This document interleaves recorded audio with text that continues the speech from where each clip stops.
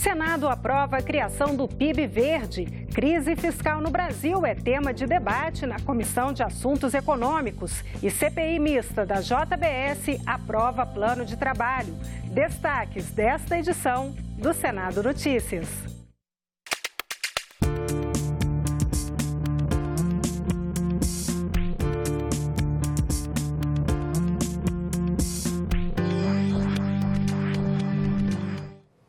Olá, boa noite. Uma delegação da China esteve hoje no Senado Federal. Os chineses se encontraram com o vice-presidente do Senado, Cássio Cunha Lima, e com um grupo de parlamentares. A pauta do encontro girou em torno dos investimentos chineses na economia brasileira, em especial na ferrovia bioceânica ligando o Brasil ao Peru. Também ficou acertada a entrada do Brasil na Associação Internacional de Países Produtores e Consumidores de Bambu. O senador Jorge Viana acredita que os investimentos do país asiático são fundamentais em nossa retomada econômica. A China hoje tem uma capacidade de investimento muito grande no mundo inteiro. E o Brasil é um espaço importante para investimentos na área aeroportuária, na área de ferrovias, como nós esperamos que possa se materializar essa ferrovia bioceânica, na área de rodovias, de concessões de rodovias. E a China é um grande consumidor, é um grande mercado que pode melhorar muito, ajudar muito a melhorar as exportações brasileiras. O plenário do Senado aprovou hoje a criação de um novo índice de riqueza para o Brasil, o PIB verde. A proposta segue para a sanção do presidente da República.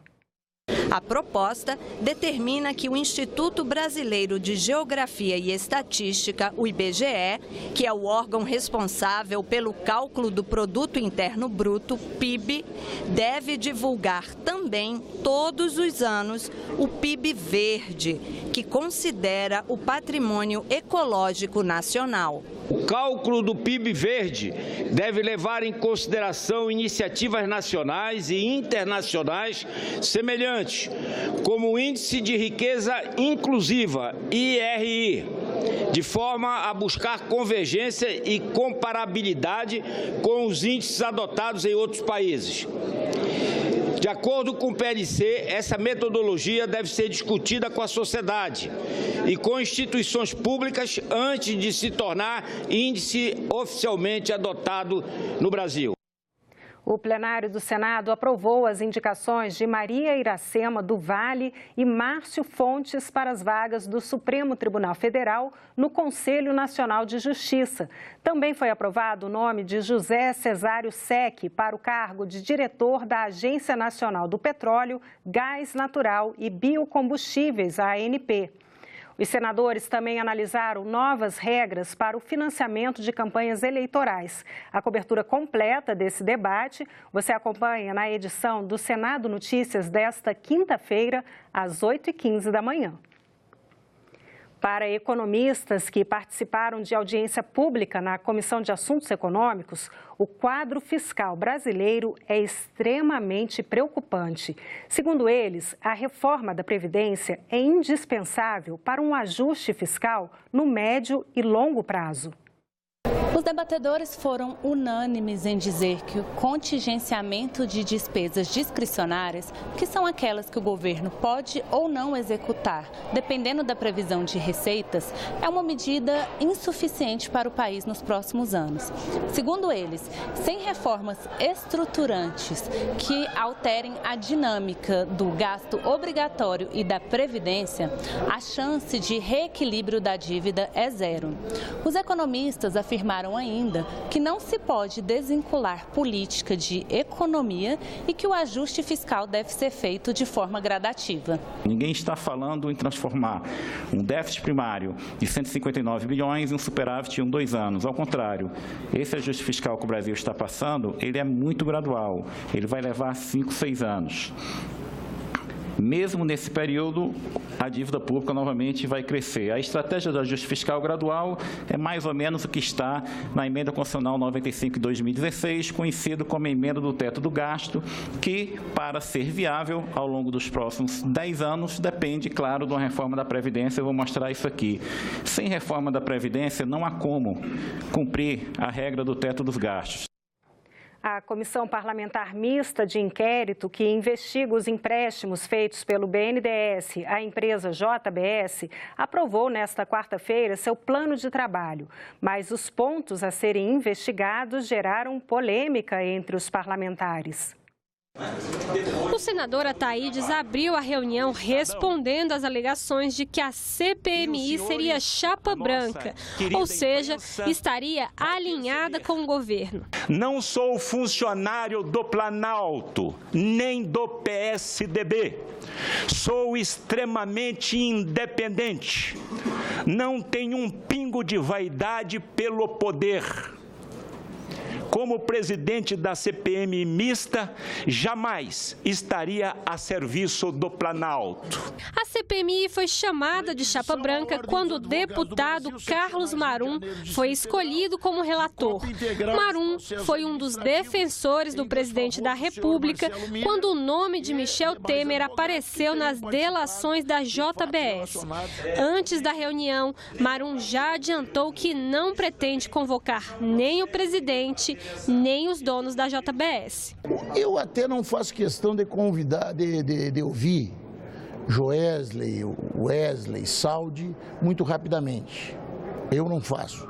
Até porque são mentirosos contumazes. Salvo o surgimento de alguma prova contundente, inequívoca de ato ilícito praticado pelo presidente, não é minha intenção, pelo menos a minha, convidar o presidente para aqui estar. O plano de trabalho apresentado diz que o Ministério Público concedeu vantagens excessivas aos delatores e, por isso, o órgão deve ser investigado. Os acordos prevêem multa de baixo valor, sem pena de prisão, monitoramento eletrônico com permissão inclusive para que os colaboradores realizem viagens internacionais. A orientação do plano de trabalhos foi questionada pelos parlamentares.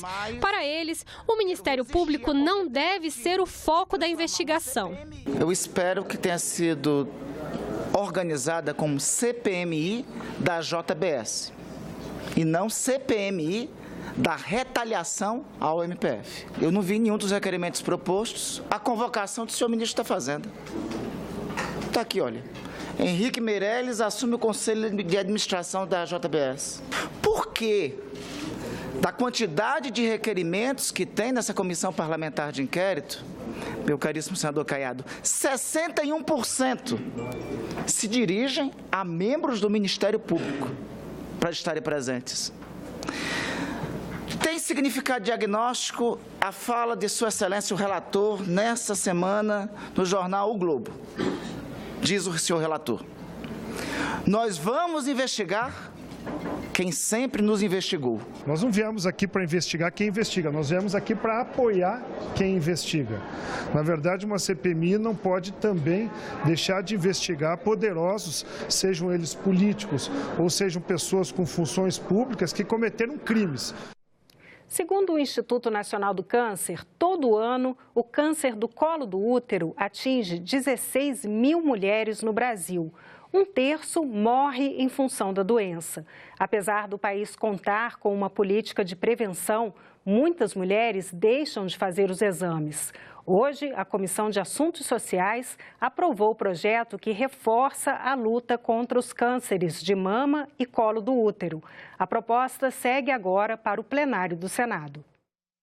Muitas mulheres, elas têm ou vergonha, ou não têm acesso geográfico, ou não têm acesso pela condição social.